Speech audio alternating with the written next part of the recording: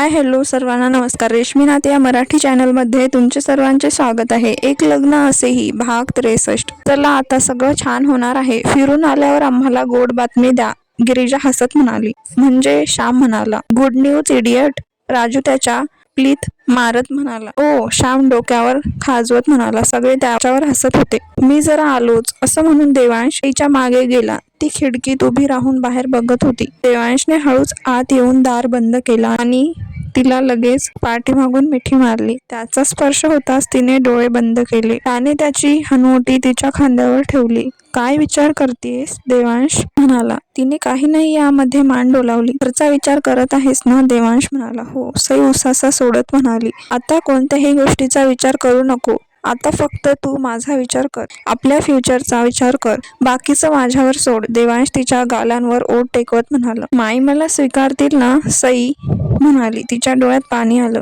इकडे बघ असं म्हणून देवांशने तिला त्याच्याकडे वळवलं आणि तिचे हात हातात घेऊन त्यावर ओठ टेकवले। का नाही स्वीकारणार? मला खात्री आहे जेव्हा तिला सगळं सत्य समजेल ती स्वतःहून तुझी माफी मागेल। तरी नाही तसं झालं तर आपण वेगळं राहू, देवांश म्हणाला आणि सईने चमकून त्याच्याकडे बघितलं। नाही मध्ये मान डोलावली। याशिवाय आपल्याकडे काही पर्याय नसेल तर? देवांश सईने नजर खाली केली। सई, मी फक्त तुला ऑप्शन सांगितले, पण मला खात्री आहे असं काही होणार नाही। आई माझं प्रेम माझ्यापासून कधीच दूर करणार नाही। देवांश सईला मिठी घेत म्हणाला। मला खूप भीती वाटते, सई म्हणाली। माझी? देवांश म्हणाला। नाही, घरी काय होईल याची, सई म्हणाली। मी तुझ्यासोबत असताना तुला घाबरायची अजिबात काही गरज नाही। आणि मी म्हणालो ना, सगळं माझ्यावर सोड। आता या डोक्यात फक्त मी असलो पाहिजे, बाकी काहीच नाही, देवांश कपाळ लावत म्हणाला। मग निघूया? देवांश म्हणाला। हा, सई म्हणाली। तयार हो। देवांश तिच्यापासून बाजूला होत। सईने इतके दिवस जे सफर केलं होतं त्या सगळ्यांचा तिला विसर पडावा आणि थोडी रिलॅक्स व्हावी म्हणून देवांशने घरी जाण्याआधी काही दिवस तिच्यासोबत छान स्पेंड करावे म्हणून मालदीवला जाण्याचा निर्णय घेतला। जाताना त्याने श्याम आणि राजूला बऱ्याच काही गोष्टी समजावून सांगितल्या होत्या। आंटी, सईने गिरिजाला नमस्कार केला। देवांश असल्यामुळे सईच्या चेहऱ्यावर आनंद ओसांडून वाहत होता। आज तिचा चेहरा खूपच ब्लश करत होता। की रहा, गिरिजा तिचा लोप करत म्हणाली। मग तिने प्रतापला वाकून नमस्कार केला। खरं सांगू, तू जेव्हापासून या घरात आली होती ना, घर खूप भरल्यासारखं वाटत होतं। आता सुनसून लागेल। प्रताप थोडं भावुक होत म्हणाला।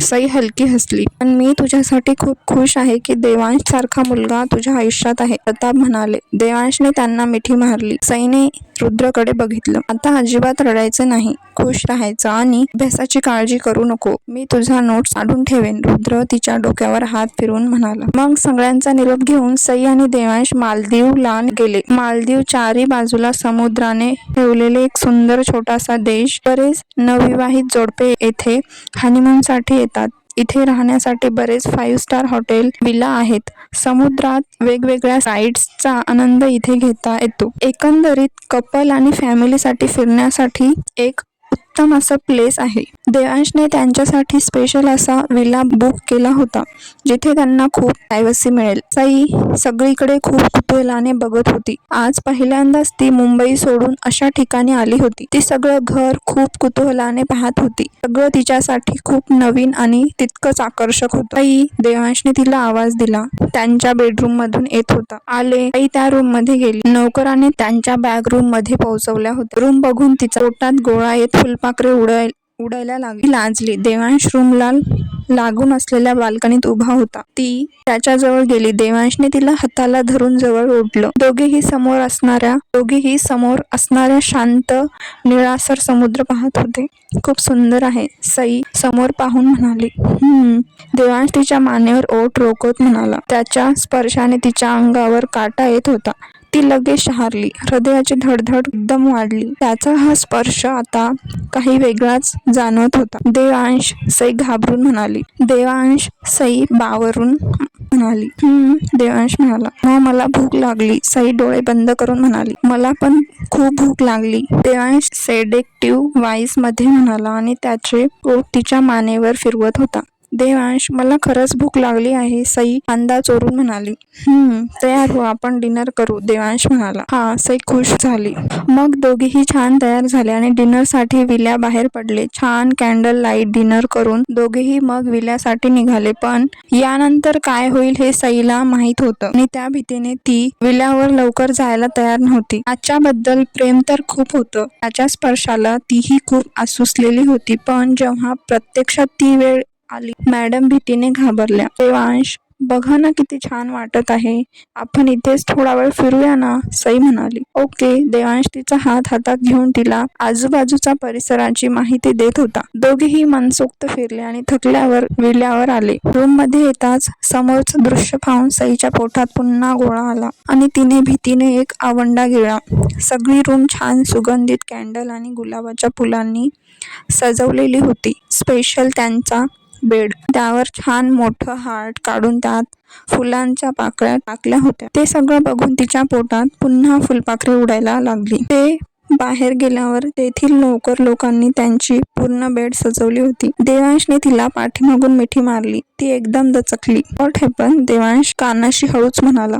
काही नाही, ताई म्हणाली. मग असं का पाहतेस? देवांश म्हणाला. मला चेंज करायचं आहे, असं म्हणून सई पटकन त्याच्यापासून दूर होत कपडे घेऊन बाथरूम मध्ये घुसली. देवांश गालात हसला आणि त्याने केसातून हात फिरवला. जवळपास अर्धा पाऊण तास ती बाथरूम मध्ये अशीच टाइम घालवत होती. किती जी वाटत होती. सई, देवांशने दार वाजवलं. हा, काय? सई म्हणाली.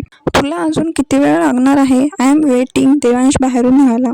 बस 5 मिनिट, सई अडखळत म्हणाली.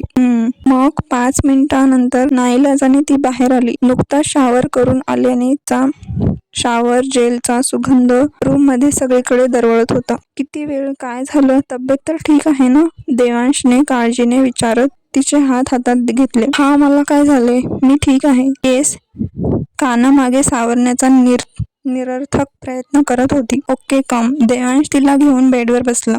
बेडवरचं ते हार्ट बघून तिच्या पोटात अजून फुलपाखरं उडायला लागली. त्याने तिच्या हातावर किस केला आणि त्याने ती शहारून लगेच उठून उभी राहिली. व्हॉट? देवांश गोंधळून म्हणाला. तुम्हाला फ्रेश नाही व्हायचं का? साई म्हणाली. चक, फ्रेश होण्यात कोण टाइम वेस्ट करत? देवांशने पुन्हा तिचा हात पकडला. तिने डोळेच मोठे केले. त्याने पुन्हा तिच्या खांद्यावर ओठ टेकवले आणि हळूच किस करत वर येत होता की ती पुन्हा उठून उभी राहिली. आता काय झालं? देवांश कपाळावर आठ्या आणून म्हणाला. देवांश, तुम्ही ना खूप थकलेले दिसत आहात. तुम्ही जाऊन फ्रेश व्हा, म्हणजे तुम्हाला फ्रेश वाटेल, सई नजर चोरत म्हणाली. मी आणि थकलेला? देवांश भुवया उंचावून म्हणाला. हो मग, हे बघा, चेहरा किती बदलाय तुमचा. तुम्ही ना खूप वेळ शावर घ्या, मग बघा तुम्हाला किती फ्रेश वाटेल, असं म्हणत सईने अक्षरशः त्याला बाथरूम मध्ये जबरदस्तीने पाठवलं. सई, अगं मला नाही वाटत तसं, देवांश तिला समजावत होता. पण तिने त्याचं काही ऐकलं नाही. ओके फाईन, मी आलोच 5 मिनिटात, देवांश आय विंग करत म्हणाला. या, आरामात या. हा, आरामात या. आता काय झोपायचंच आहे, सई हळूच म्हणाली. देवांशने बाथरूमचं दार लावून घेतलं. सईने बेडवर पटकन उडी मारली आणि बेडचा एका साईडला अगदी काठावर पांघरून झोपली. 5 मिनिटातच देवांश बाथरूम मधून बाहेर आला आणि तिला झोपलेलं बघून लगेच त्याने भुवया उंचावल्या. मग हळूच जाऊन तिच्या बाजूला येऊन बसला. सई, देवांश अगदी बारीक आणि लाडात येऊन म्हणाला. सई काहीच बोलली नाही. ती डोळे बंद करून पडली होती. बेबी गर्ल, देवांशने तिच्या अंगावर हात ठेवून थोडं हलवलं. आता बेबी गर्ल कशी तरी डोळे उघडतीये. देवांशने एक सुरकता सोडला आणि मग गालात हसला. बेडच्या दुसऱ्या बाजूला होऊन तो तिच्या जवळ गेला. सई गाढ झोपेत आहे. कशी झोपली होती. मग त्याने तिला हळूच जवळ ओढून घेतलं आणि थोपाटत होता. तिने लगेच त्याच्या छातीवर चेहरा घासला. ते पाहून देवांशने गालात हसत तिच्या केसावर ओठ टेकवले. त्याला तिच्या मनाची चिलबिल समजत होती. तिला त्याच्या जवळ तर यायचं होतं, त्याचा पूर्णपणे स्वाधीन व्हायचं होतं, पण तितकीच त्याची गोड भीतीही वाटत होती. मग देवांश पूर्ण रात्र तिला तसंच मिठीत घेऊन झोपला आणि तीही त्याला बिलगून झोपली. सकाळी सई उठली तेव्हा देवांश तिच्या बाजूला नव्हता. तो तिच्या अगोदरच उठून रूम बाहेर पडला होता. तिने बेडवर उठून बसत पूर्ण रूमवर नजर टाकली. काल सजवलेली रूम पाहून तिच्या पोटात पुन्हा फुलपाखरे उडायला लागली आणि ती पुन्हा गोड हसत लाजली. देवांश कुठे गेले? तिने बाल्कनीत वाकून पाहिलं तर तो तिथे नव्हता. तिने बाथरूम मध्ये पाहिलं, तो तिथेही नव्हता. मग ती त्याला आवाज देत बेडरूम बाहेर आली. देवांश, देवांश. सई पूर्ण विल्यामध्ये त्याला शोधत होती. सई, मी इथे आहे. देवांशने तिला आवाज दिला. त्याचा आवाज विल्याच्या बॅक साईडला येत होता. ती त्याच्या आवाजाच्या दिशेने गेली. देवांश, देवांश. सई त्याला स्विमिंग पूल मध्ये पाहून हसून म्हणाली. Good morning. देवांश हसत म्हणाला. Good morning. ती स्विमिंग पूलच्या काठावर बसून म्हणाली. देवांश पोहत तिच्या जवळ आला आणि तिचे पाय हळूच पाण्यात सोडले. ती खुश होत पाण्यात पाय हलवत होती. कधी उठलात? सई म्हणाली. आता जस्ट. देवांश म्हणाला. ते स्विमिंग पूल पण आहे? सई सगळीकडे पाहून म्हणाली. कम. देवांशने तिला हाताला धरलं. नो. देवांश, मला भीती वाटते. मला स्विमिंग येत नाही. सई घाबरून म्हणाली. डोंट वरी, मी आहे ना. देवांश म्हणाला आणि त्याने तिच्या कमरेत हात घालून तिला अलगद उचलून पाण्यात ठेवलं. तिच्या छातीपर्यंत पाणी येत होतं. तिने घाबरून त्याला मिठी मारली. त्याने तिला तसंच अंगावर घेत अजून आत गेला आणि पूर्ण पाण्यातून फिरवत होता. तिलाही आता मजा यायला लागली होती. मग तीही हात पाय मारत त्याच्यासोबत पोहण्याचा प्रयत्न करत होती. एक तासभर दोघेही स्विमिंग पूलमध्ये खेळत होते. सकाळची वेळ, वरून थंड पाणी. आता तिला शिंका यायला लागल्या. बस झालं, सर्दी होईन. देवांश तिला काठावर आणत म्हणाला. अगोदर तो बाहेर आला आणि नंतर त्याने तिला बाहेर यायला हात दिला. त्याच्या हातात हात देऊन बाहेर आली. पण बाहेर येताच तिला अजूनच थंडी वाजत होती. पूर्ण कपडे ओले झाल्याने तिच्या शरीरावर टकले होते. त्यामुळे तिचा भरलेल्या शरीराचा पूर्ण शेप देवांशला दिसत होता. तो भान हरपून तिच्याकडे बघत होता. तिने लाजून त्याला पाठमोरी झाली. देवांशने तिला पाठीमागून मिठीत घेतलं आणि तिच्या ओल्या खांद्यावर ओठ टेकवले.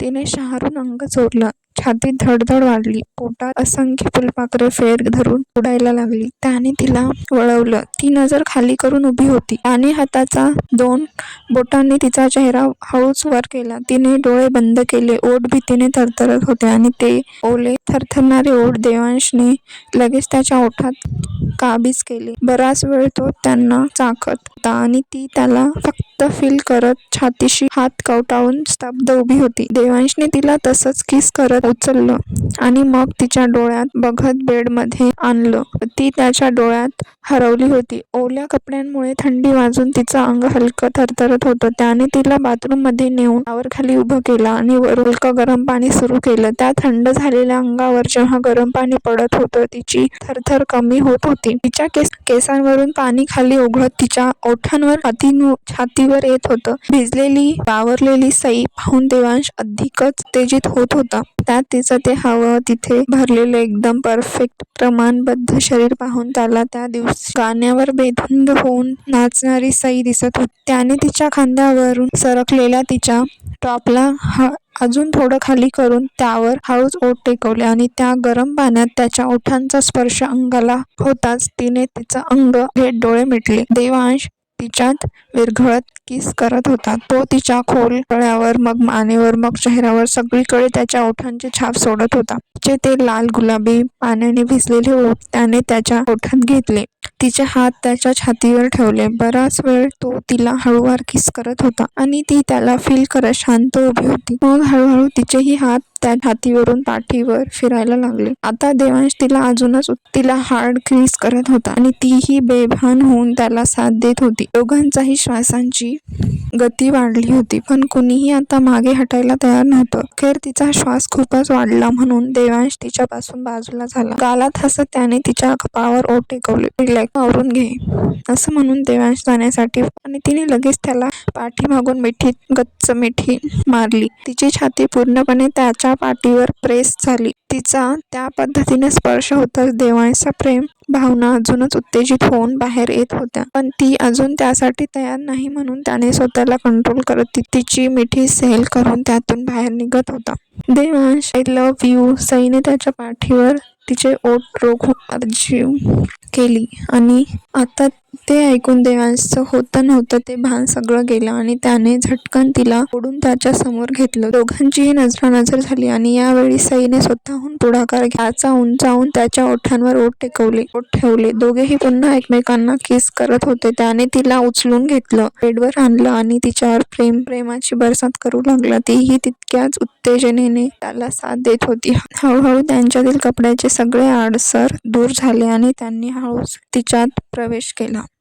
त्या गोड त्रासाने ती अस्पष्ट किंचाळली. पण देवांशने तिला जास्त त्रास होणार नाही याची काळजी घेत त्याचा प्रणय सुरू केला. हळूहळू तिला त्या गोड वेदना आता हव्याशा वाटत होत्या. तो तिला पूर्णपणे फुलवत होता आणि ती त्याच्या प्रेमात न्हाऊन निघत तृप्त होत होती. आज एका नाजूक कळीचं सुंदर अशा फुलात रूपांतर होत होतं. त्यांच्या सकाळची सुरुवात अशा गोड प्रेमाने झाली होती की दिवसभर दोघेही एकमेकांना ते प्रेम बहाल करत त्या रूममध्येच बंद होते. सकाळची दुपार झाली आणि थकून दोन्हीही जीव पुन्हा एकमेकांच्या मिठीत झोपले. दुपारचे 3 वाजत आले होते आणि सईला आता भूक लागली होती. तिने डोळे उघडून बाजूला बघितलं. बिलगून झोपलेल्या देवांशकडे बघितलं, जो अजून गाढ झोपेत होता. त्याला बघून ती गोड हसली आणि उठून जाणार की त्याने पुन्हा तिला हाताला धरून अंगावर ओढून घेतलं. देवांश! सई घाबरून डोळ्यांची उघडझाप करत त्याला बघत होती. कुठे जातेस? देवांश म्हणाला. मी आता फ्रेश होते, सई म्हणाली. मी करतो ना तुला फ्रेश, असं म्हणून देवांशने तिला पुन्हा अंगाखाली घेतलं. अजिबात नाही, मला खूप भूक लागली आहे, सई त्याच्या छातीवर दाब देऊन त्या रोखत म्हणाली. देवांशने बारीक डोळे करून तिच्याकडे बघितलं. सई ओठ बाहेर काढून क्यूट फेस करून म्हणाली.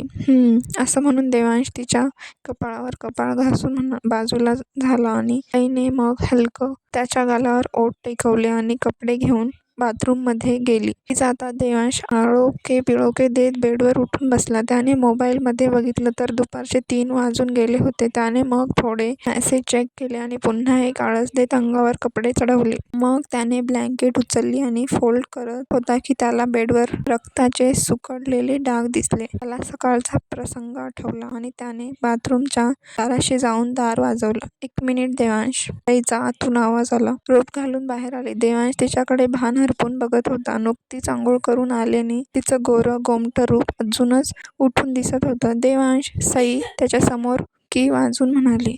हा, देवांश भानावर येत. काय झालं? सई म्हणाली. काही नाही, तू ठीक आहेस ना? देवांशने तिला मिठीत घेत विचारलं. हो, काय झालं? सई गोंधळून म्हणाली. तिला नीट बघून त्याला हवंसं वाटलं. काही नाही, मी फ्रेश होतो, आपण बाहेर जाऊ. देवांश तिच्या कपाळावर ओठ टेकवून म्हणाला. हो, सई म्हणाली. देवांश लगेच बाथरूममध्ये गेला. सईने तिचं आवरलं आणि बेडवर पडलेले ब्लँकेट फोल्ड करत होती तेव्हा तिला पण ते बेडशीटवरील ब्लडचे डाग दिसले आणि तेव्हा कुठे तिला देवांशचं मघाशी बोललेलं समजलं. देवांश, किती काळजी करतात माझी, सई मनात म्हणाली आणि तिने ती बेडशीट काढून त्यावर दुसरी अंथरली. मग दोघेही छान तयार होऊन विला बाहेर पडले.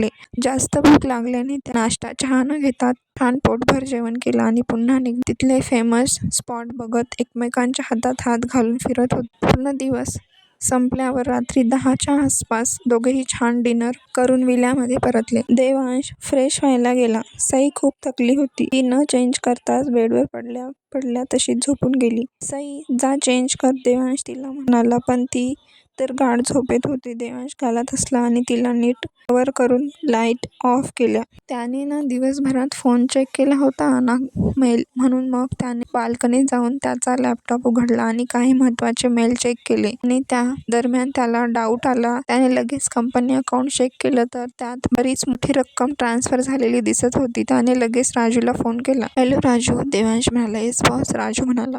समोर काय झाले पाहूया पुढील भागात. हा भाग कसा वाटला कमेंट करून नक्की सांगा. नवीन असल्यास आपल्या चॅनलला सबस्क्राईब करायला विसरू नका. भेटूया पुढील भागात.